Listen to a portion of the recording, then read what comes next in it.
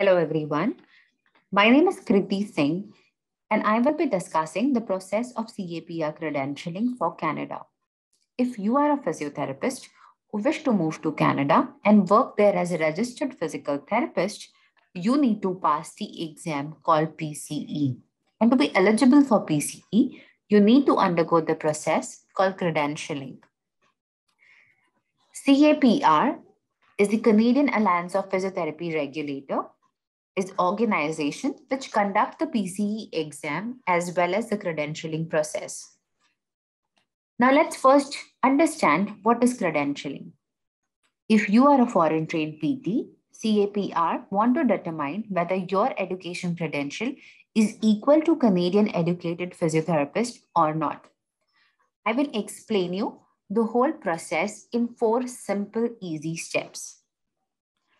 Step number one is requirement from the candidate. Step number 2 is requirement from the School of Physiotherapy.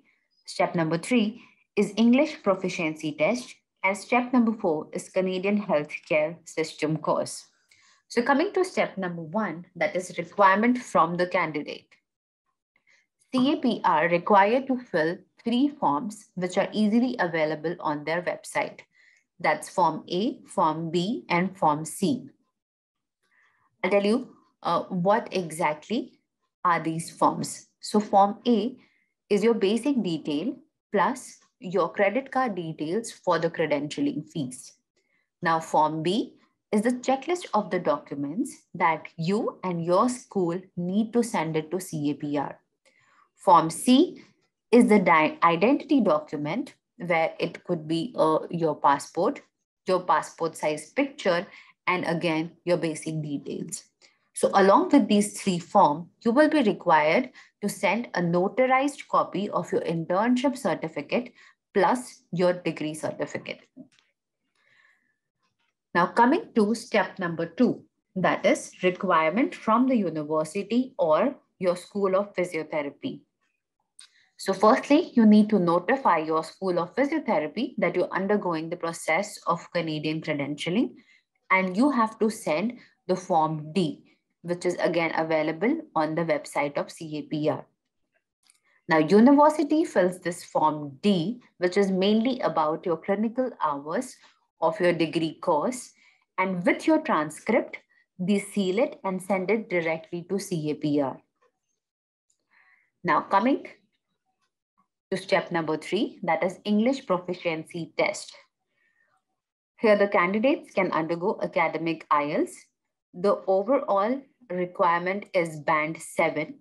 And the good news is that no particular requirement of each component of IELTS is there. The candidate can also undergo TOEFL with the overall score of 92 with 21 score in each component. The CAN test and test CAN is administered by the University of Ottawa in Canada. Now coming to the last step, that is knowledge of physiotherapy within Canadian healthcare system.